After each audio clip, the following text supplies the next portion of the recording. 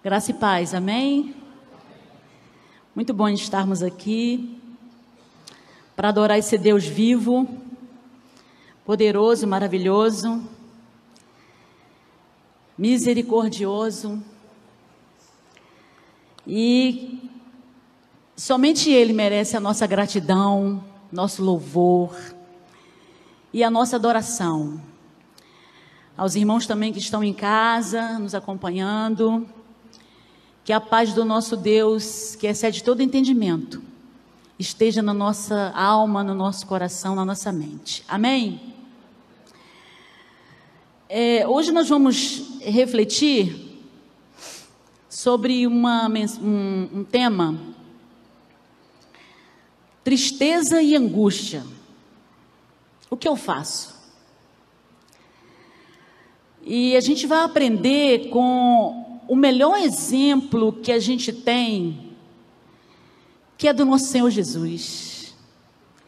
Cristo, ele veio aqui com um único propósito de perdoar os nossos pecados, ressuscitar ao terceiro dia e mostrar para nós que é possível a gente ser perdoado por Ele, pelo sacrifício dEle, pelo sangue que Ele verteu por nós, que é possível sim não ser mais condenado, que é possível sim, pela vida que Ele entregou na cruz por nós, a gente ter vida eterna com Ele. Amém?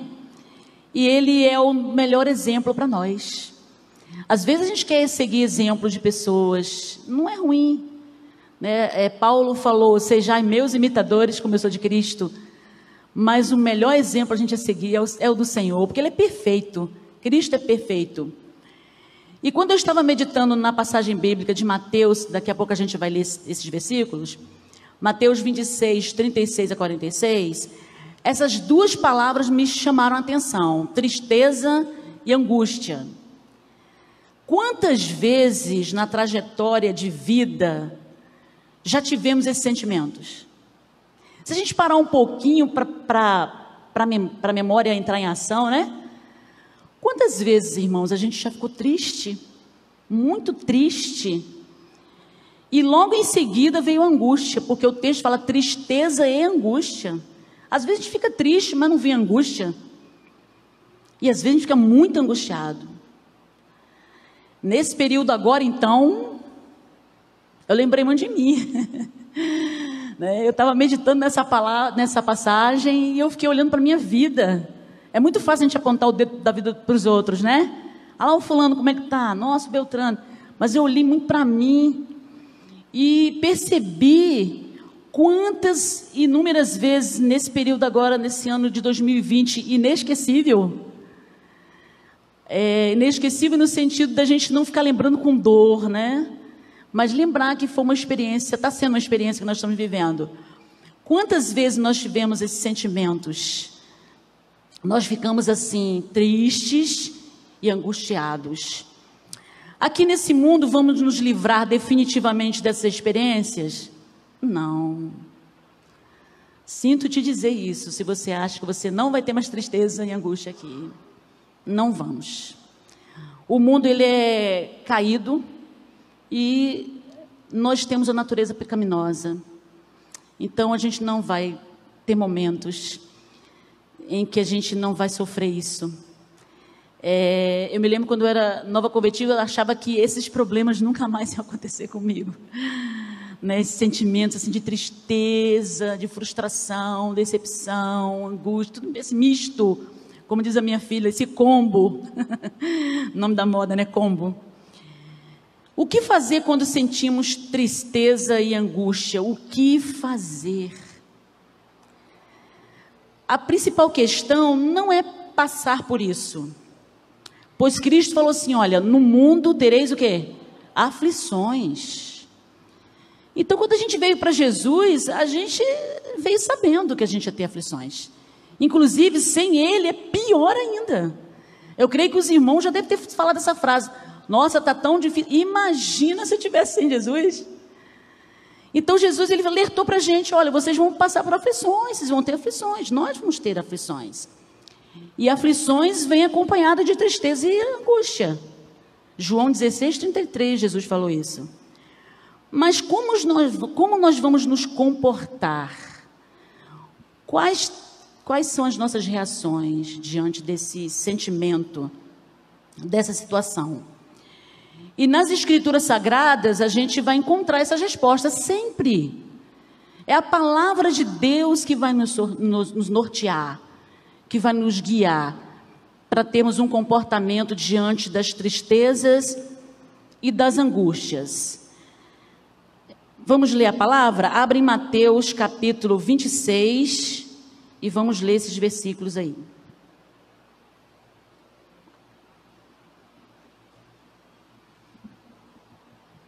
Mateus 26.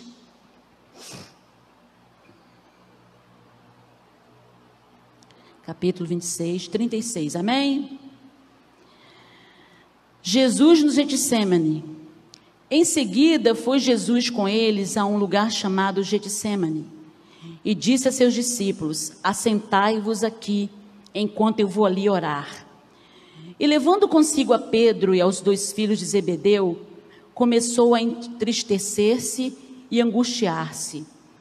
Então lhes disse: a minha alma está profundamente triste até a morte, ficai aqui e vigiai comigo.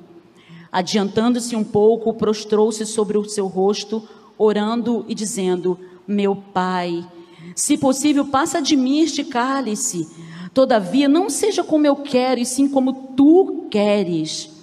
E voltando para os discípulos, achou-os dormindo e disse a Pedro: então, nem uma hora pudestes vós vigiar comigo? Vigiai e orai, para que não entreis em tentação. O espírito, na verdade, está pronto, mas a carne é fraca. Tornando a retirar-se, orou de novo, dizendo: meu Pai, se não é possível passar de mim este cálice sem que eu beba, faça-se a tua vontade. E voltando, achou-os outra vez dormindo, porque os seus olhos estavam pesados. Deixando-os novamente, foi orar pela 3ª vez, repetindo as mesmas palavras. Então voltou para os discípulos e lhes disse: ainda dormis e repousais? Eis que é chegada a hora, e o Filho do Homem está sendo entregue nas mãos de pecadores. Levantai-vos, vamos, eis que o traidor se aproxima. Vamos orar mais uma vez? Pai, nós não temos palavras para agradecer ao Senhor essa rica oportunidade. Muito bom, Deus, estarmos aqui para tributar louvores ao teu santo nome. Obrigada, meu Deus, por ter marcado esse encontro conosco.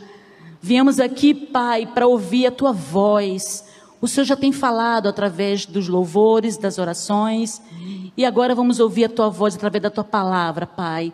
Fala conosco, Pai. Que a tua palavra encontre guarida dos nossos corações, meu Deus, para a gente não pecar contra ti. Em nome de Jesus. Amém. Além desse autor Mateus, nós temos também em Marcos e Lucas esse mesmo fato. E assim como está registrado que Jesus sentiu tristeza e angústia, nós também não somos diferentes. Pois estamos aqui ainda nesse mundo, como eu falei, um mundo caído, um mundo corrupto, nós temos a natureza pecaminosa. Mas como explicar a angústia? O que é angústia? Vamos ver 2 significados do que é angústia. Estreiteza, é um substantivo feminino, estreiteza, redução de espaço ou de tempo, falta. E o segundo significado, estado de ansiedade, inquietude, sofrimento e tormento. Bem fortes os significados, né? Bem pesado. Estado de ansiedade, inquietude, sofrimento e tormento. Aí se na primeira parte você falou assim: não, eu não lembro de ter sentido essas coisas não. Que bom, né? Acho meio difícil, mas aí pelo dicionário, pelo significado, a gente vê que a gente, com certeza. Isso segundo o dicionário. Segundo o significado, de acordo com a psicologia, a angústia é caracterizada de maneiras bem diferentes, de acordo com os enfoques teóricos. Segundo Norbert Silamy, 1998, psicólogo psicanalista francês, A angústia se refere a um medo, sem objeto determinado, ou um estado de excitação causado por antecipações, sinais ou representações de perigo físico ou ameaça psíquica. Irmãos, a psicologia não descobriu nada assim de novidade, porque nós acabamos de ler isso. Ela é muito boa, né? Uma ciência maravilhosa. Eu tenho uns olhinhos brilhando assim pela psicologia, quem não tem? Mas assim, a palavra de Deus, como eu falei no começo, é que vai nos nortear. Esses conceitos são muito importantes a gente tê-los em mente. E para nos conhecermos. Mas é a palavra, é a oração, que a gente também vai ver isso aqui, que faz a gente se aproximar do Senhor e a gente se conhecer mais. Amém? Na palavra de Deus a gente vai encontrar diversas passagens que nos mostram momentos angustiantes vividos pelos servos do Senhor. E aí nós temos em segunda carta de Paulo aos Coríntios, no capítulo 12, 10, Paulo afirma assim: pelo que sinto prazer nas fraquezas, nas injúrias, nas necessidades, nas perseguições, nas angústias, por amor de Cristo. Porque quando sou fraco, então é que sou forte. Ele falou que ele tinha prazer, contentamento, alegria, por amor de quem? Não por ele, nem pelo mundo, mas por amor de Cristo. E no Salmo 116, versículo 3, laços de morte me cercaram e angústias do inferno se apoderaram de mim, caí em tribulação e tristeza. Essas palavras foram ditas pelo rei Ezequias, rei de Judá. Ele estava passando por um momento de perseguição, de luta contra o povo sírio, e ele fez essa oração, escreveu esse salmo. Laços de morte me cercaram e angústias do inferno. Olha, a gente não tem muita noção, né? Angústias do inferno. Foi um estado tão ruim, tão crítico que ele estava vivendo. E aí às vezes a gente passa por um estado assim, a gente acha que a gente é a última Ana Maria do pacote, que a gente eu não quero viver isso não. Olha, irmãos, eu confesso que lá na minha caminhada, que agora semana que vem fazer 30 anos que eu abri meu coração para Cristo, e eu conheci que eu era nada, que eu era pecadora, que eu não era boazinha como eu achava que era boazinha. Eu achava que eu não ia ter mais esses sentimentos assim de passar, não, eu sou cristã, talvez levada mesmo pelo que se pregava na época, né? Pare de sofrer, venha, né? Que você não vai ter mais sofrimentos nenhum. E por falta também de conhecimento da palavra do Senhor, com certeza. Tristeza e angústia, o que eu faço? O que eu faço nesses momentos? Primeiro, como eu falei, a gente precisa aprender com Cristo. Ele é nosso melhor exemplo. Primeiro, versículo 39, 42 e 44, mostra Jesus fazendo o quê? Buscando ao Senhor, buscando ao Pai em oração. O 39, adiantando-se um pouco, prostrou-se o seu rosto, orando e dizendo. O 42, tornando retirar-se, orou de novo, dizendo. E o 44, deixando-os novamente, foi orar pela terceira vez. Aqui não é assim, então a partir de agora eu vou orar 3 vezes. Eu vou orar agora 5 vezes. Eu vou orar agora 6 vezes. Espera um pouquinho, irmãos. Não é isso. Deus não está te mostrando, nem mostrando para mim que é o número de orações. 20 vezes. Mas Daniel orava 3 vezes. Ele está mostrando para nós, através da sua palavra, que a gente precisa orar. E aí a gente vai ver isso em Tessalonicenses, orai sem cessar. Então na caminhada de manhã, é você indo trabalhar, é você cortando cabelo, é você lavando louça, é você tomando banho. Você está orando. É claro que Cristo, ele deu vários exemplos que ele se retirava para orar. Ele mesmo falou no Sermão do Monte: quando entrares no teu quarto, né, fecha a tua porta e ali você ora em secreto. A gente precisa desse momento.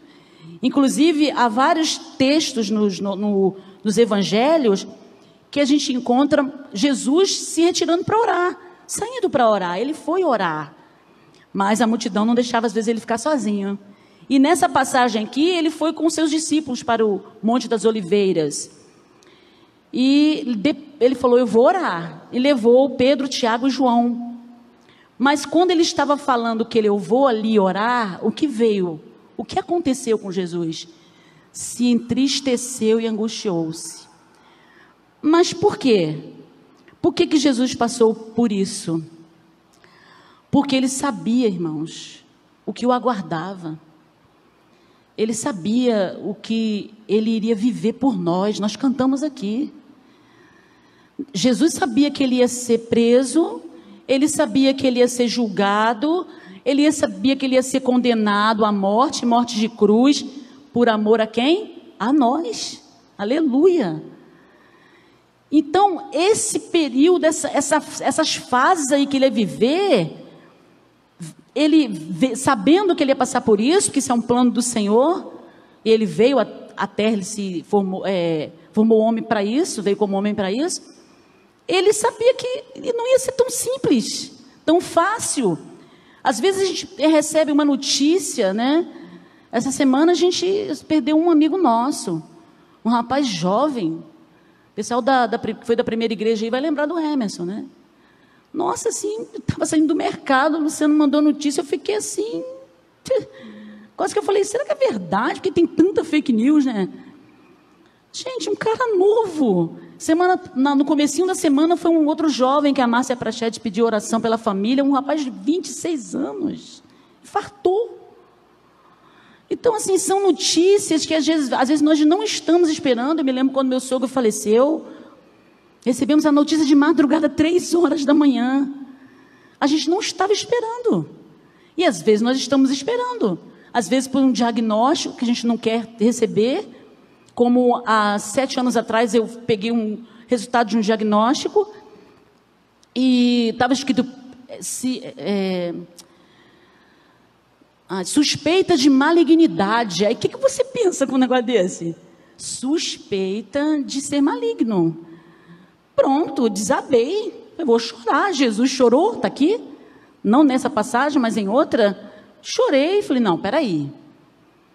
Ele falou o que para mim? Eis que eu estou convosco. Amém? Todos os dias. Foi a última palavra que eu trouxe aqui para a gente meditar. Nós sabemos disso. E são nessas horas que vem aquela tristeza. E às vezes acompanhada de uma angústia. Que nós precisamos fazer como o texto nos fala. Eu quero trazer à memória o que pode me dar esperança. E nós sabemos que não é fácil. Né? Jesus, como homem, ele mostrou, sendo Deus e aqui como homem, ele mostrou que ele não queria aquilo. Ele queria enfrentar aquele momento.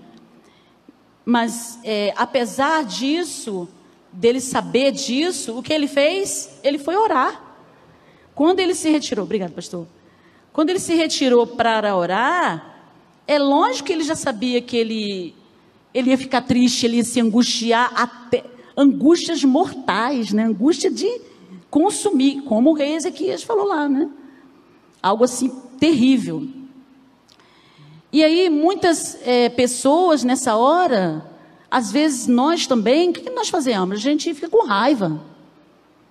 E às vezes com raiva de Deus, né? Como se Deus fosse o culpado, você é o culpado. Né? E aí nós vemos muitas pessoas com muito mimimi, né? É a palavra da moda aí, muito mimimi, não vou mais não quero mais saber de culto e tal, e acaba culpando quem? Culpando Deus, né? Irmãos, a gente não pode esquecer de um texto, que eu sou apaixonada por esse texto, e como eu tenho sentido esse texto, visto, é Romanos 8:28. Sabemos que todas as coisas cooperam para o bem daqueles que amam a Deus, daqueles que são chamados segundo o seu propósito. A gente não pode perder isso em mente, ainda que a gente tenha tristezas e angústias tão fortes quanto essa, ou iguaizinhos a essa que Jesus passou. Ele sabia que ele ia viver isso tudo por amor a nós. Como eu disse em Tessalonicense, orai sem cessar. Jesus, ele foi orar, ele orou a primeira vez, ele orou a segunda vez, ele orou a terceira vez. Em Tiago 5,13, a palavra também nos diz: está alguém entre vós sofrendo? Faça oração. Então, tristeza e angústia, o que eu faço? Ore. Ore. Ah, não tem como orar, tem muita gente aqui, vai para o banheiro. Irmãos, quantas vezes já orei dentro do banheiro? Muitas vezes dentro do banheiro. Fechei minha portinha do banheiro lá e comecei a orar. Com a cara no chão, sentada no chão, chorando. Eu e o meu papai, nosso papai, né? Por quê? Porque naquele momento eu estava triste. E se eu deixasse a tristeza piorar, a angústia iria vir. Então, primeira atitude, primeiro exemplo que a gente vai aprender com Cristo é a oração. Buscar o Senhor em oração. O segundo exemplo que ele nos dá, no versículo 39. Não seja como eu quero, e sim como tu queres. Renunciar à nossa vontade. Eita, isso é muito difícil. Mas não é impossível, né? Porque a gente tem o Espírito Santo em nós. Quando a gente não tem o Espírito Santo, a gente não vai renunciar, irmão. A gente não vai. E às vezes, se a gente não renunciar com o Espírito Santo habitando na gente, morando em nós, tem alguma coisa errada. Porque se o Senhor fala com a gente, olha, vai e perdoa. Ah, não, mas aí, né, não dá. E olha, irmãos, perdoar a gente aqui, ó, é molezinha. É facinho, porque a gente se encontra aqui domingo, né? Quarta-feira, ô irmãos, passeou. Nos eventos, quando tinha, que a gente espera que volte os eventos do sítio, que são muito bons, né? Porque é comunhão. Mas na nossa casa, debaixo do teto, né? Com nossos cônjuges, né? E filhos, parentes, é nessa hora aí. É nessa hora que a gente tem que falar assim, bom, lembrar que se Deus está me dando a oportunidade de estar aqui, agora, viva, né? Se você está vivo, Deus está te dando essa outra oportunidade, porque as misericórdias dele se renovam a cada manhã, glória a Deus. Quem sou eu para não dar uma oportunidade para a pessoa que ficou aqui atravessado na minha garganta? Esse é o nosso problema, a gente achar que a gente é melhor do que o outro.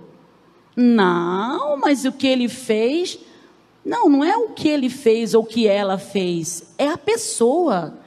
O Senhor não ensina a gente a perdoar as situações, ensina a gente a perdoar e a renunciar ao nosso eu para a pessoa, e não as coisas que acontecem. Jesus, ele falou com Deus no versículo 39, se possível, ele foi orar e falou, se possível, passa de mim este cálice, todavia, não seja como eu quero, mas como tu queres. Jesus, ele não queria viver aquela agonia, mas ele fez a vontade de Deus, a vontade do Senhor, para que a vontade do Senhor prevalecesse. Nós não queremos muitas vezes negar a nossa vontade, mas Jesus falou em Mateus 16, 24 o seguinte: quem quiser me seguir, negue a si mesmo, toma a sua cruz e siga-me. Foi isso, esse convite. Ele falou assim, ó, venha que a gente vai fazer uma festa, aquela festança, né? Também. Mas olha só, você e eu, a gente precisa renunciar. Terceiro exemplo para a gente aprender com o Senhor: confiar na vontade de Deus. Versículo 42. Tornando a retirar-se, orou de novo, dizendo: meu Pai, se não é possível passar de mim este cálice sem que eu beba, faça-se a tua vontade. Ele confiou: Senhor, meu Pai, eu confio, eu vou fazer a tua vontade, eu confio. É como se ele falasse, ó, não vai dar errado. E não deu errado mesmo, porque os planos de Deus são perfeitos. Amém? Perfeitos. Então ele confiou. A gente sabe o que é confiança, mas às vezes a gente não põe em prática isso. É como se a gente, naquelas brincadeiras de criança, como o nosso pai ou a nossa mãe, né? Ou principalmente nosso pai. O pai manda pular, a gente pula, né? Mandaram até um vídeo essa semana aí no grupo da igreja. Uma criança cega dançando com o pai e ele confiando no pai. Menino cego, os olhos coladinhos, né? As pálpebras coladas. E ele confiou assim. Ele foi. E às vezes a gente conhece a Deus, a gente não confia. Cristo e Deus são um só, a gente sabe disso. Ele falou, eu e o pai somos um. Então ele sabia quem ele estava confiando. A situação da cruz. Ele ia até a cruz, ele sabia, ele confiou. A vontade de Deus para Cristo é que ele levasse a cruz e morresse em nosso lugar por amor a nós. Ainda que nós tenhamos angústias, precisamos confiar nos planos de Deus para a nossa vida. Oh, irmãos, a gente ouve tanto isso, a gente precisa praticar. E é o Espírito Santo que habita em nós que vai nos ajudar, amém? A gente precisa lembrar que os nossos planos, muitos deles vão ser o quê? Frustrados. Alô? Bem-vindo, né? Vão se frustrar. Não, mas eu planejei assim, deu tudo errado. A gente não tem que reclamar. Eu me lembro quando eu fazia faculdade, pegava o famoso Real Rio, ele é velho, viu? Essa empresa aí. Itaguaí Central. Eu peguei o ônibus aqui, fiquei toda felizinha, chegar cedo lá no FRJ, lá no fundão. Irmãos, quando chegou ali no famoso viaduto dos Cabritos, que não é dos Cabritos, do Oscar Brito, né? Ali na entradinha de Campo Grande, o ônibus quebrou. Nossa, eu reclamei muito, muito. Que droga, desculpa a palavra, que droga. Poxa, brincadeira, eu ia chegar cedo. Logo hoje, aula de francês, a professora não aceitava 1 minuto de atraso. A aula era 7 horas da manhã lá. E eu acho que eu ia chegar na hora para poder não ficar com licença, né? Demorou, foi muito.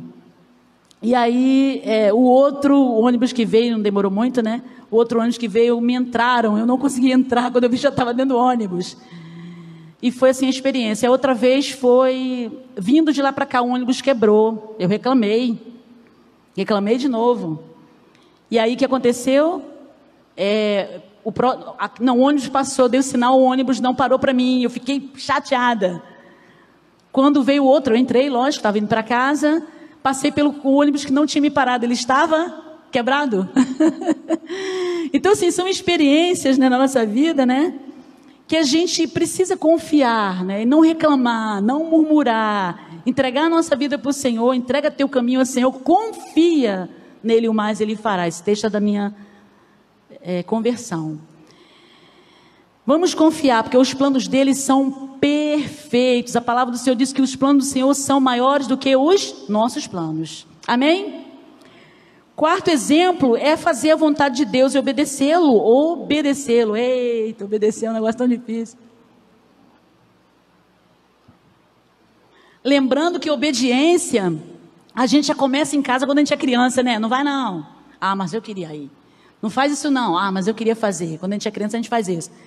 Depois a gente cresce, a gente vê que a gente tem que continuar obedecendo às nossas autoridades constituídas, né?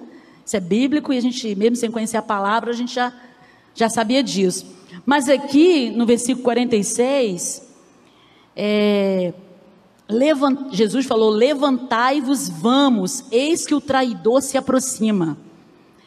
Jesus, ele fez a vontade de Deus, ele pediu, não foi a primeira vez ele orou, ele foi orar e estava muito triste, angustiado. Depois ele começou a orar e ele falou, não quero viver isso, mas que seja o que tu queres. Depois ele orou de novo, que a tua vontade seja feita e não a minha, e aí ele obedeceu. Ele não ficou preso àquela angústia mortal, aquela agonia que ele sentiu. Lucas fala que foi agonia e Marcos fala que foi pavor e angústia.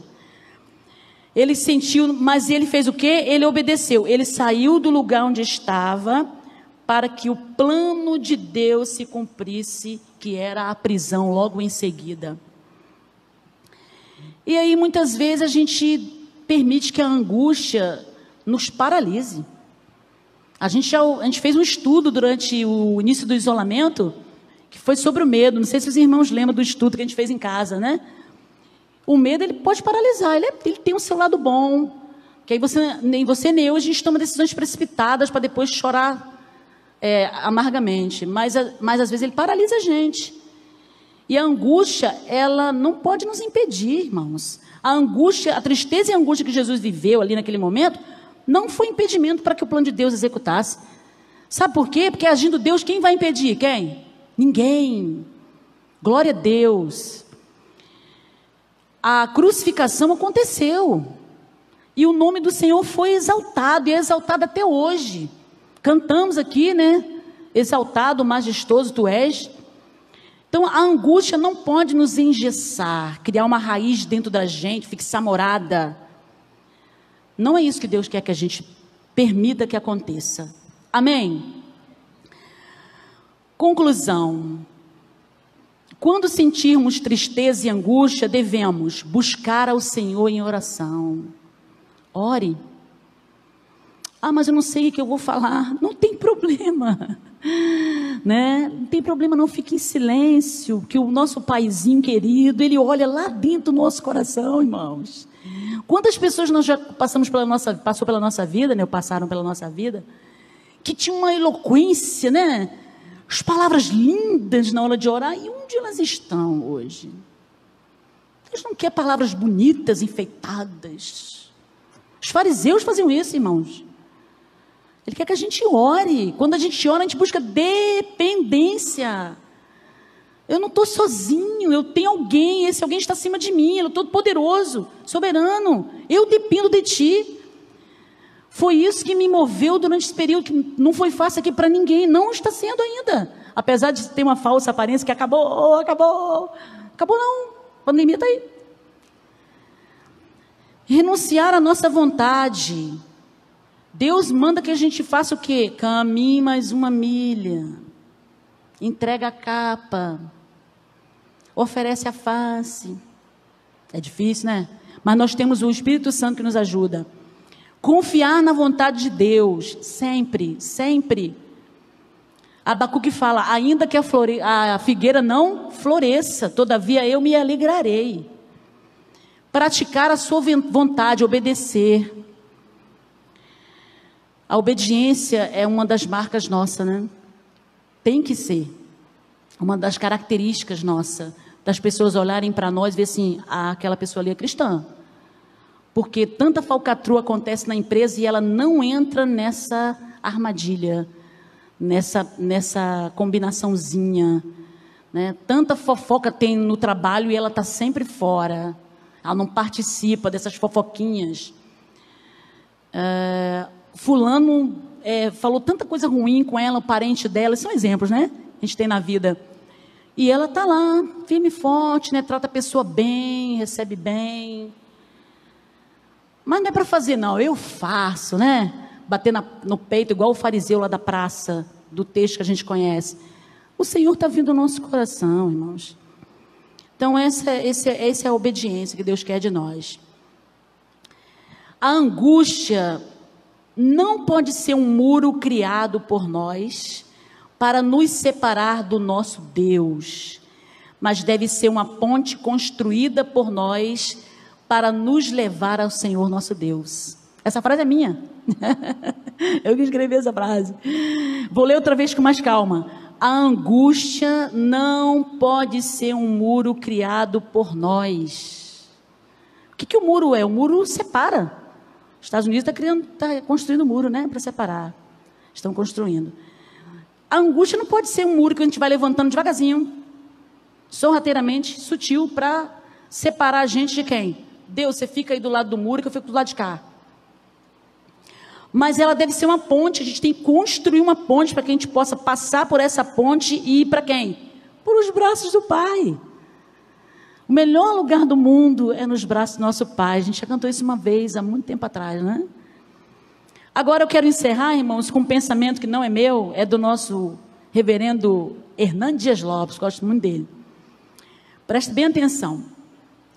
Quando Deus nos permite passar pelo vale da dor, Ele está esculpindo em nós o caráter de Cristo e nos capacitando para sermos consoladores daqueles que estiverem passando pelas mesmas aflições. O sofrimento é a academia de Deus, na qual somos treinados para os grandes embates da vida. Eu vou repetir. Quando Deus nos permite passar pelo vale da dor, Ele está esculpindo. Olha, esculpir uma madeira é trabalhoso, né? Esculpindo em quem? Em nós. O quê? O caráter de Cristo.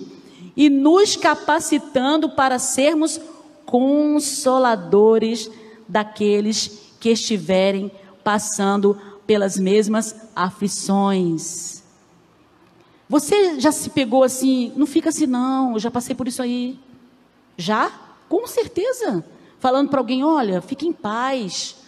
O nosso Deus está no controle, eu já vivi isso daí, e o Senhor me deu vitória, porque Ele é mais que vencedor, e nós somos também. Fique em paz.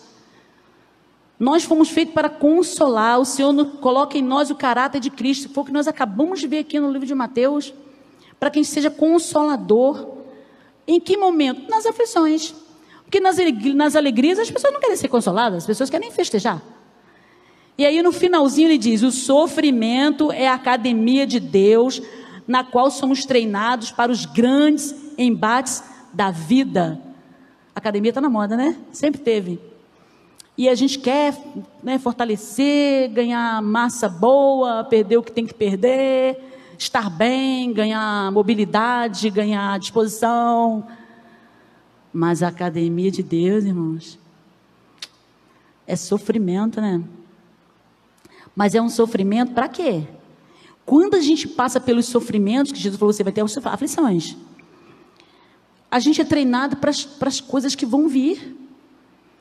E aí a gente fica pensando assim, como que eu vou conseguir? Com a ajuda do Espírito Santo em nós, nosso amigo consolador, com a palavra, porque Jesus falou assim, examinar as escrituras, porque julgais ter nela a vida eterna, e elas testificam de mim. E a oração. Quando a gente tem esse combo perfeito, que não é alimento, mas ao mesmo tempo é um alimento para nós, vão vir as dores, as dificuldades, as angústias, as decepções, porque nós criamos expectativas, somos frustrados, e nós vamos continuar. Amém? A gente vai continuar. Sabe por quê? Como eu falei lá no começo, nosso destino não é aqui. A nossa pátria é celestial. Eu amo aquele texto de Apocalipse. Ele enxugará do teu rosto toda lágrima. Mas é aqui? Não. É lá, na Canaã celestial. Amém, irmãos? Vamos orar mais uma vez?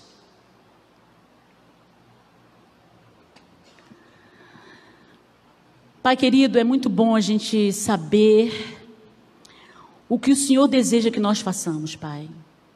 É muito bom a gente conhecer o Senhor.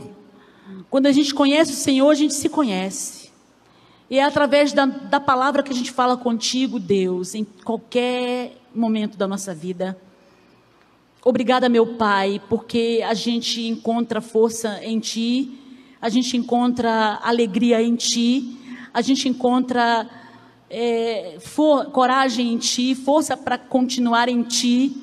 Nós encontramos exemplos no Senhor, e é com a Tua ajuda, Deus, que a gente consegue colocar em prática esses exemplos. Espírito Santo que habita em nós, nos ajude.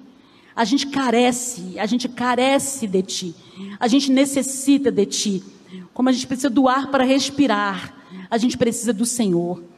Ajuda-nos, Deus, nesse dia, para que o Senhor sempre cresça, Pai, na nossa vida, e a gente diminua diante de Ti. Em nome de Jesus, recebe a nossa gratidão como aroma suave, Deus, nosso louvor e a nossa adoração nesta manhã. Amém. Eu agradeço a oportunidade em nome de Jesus.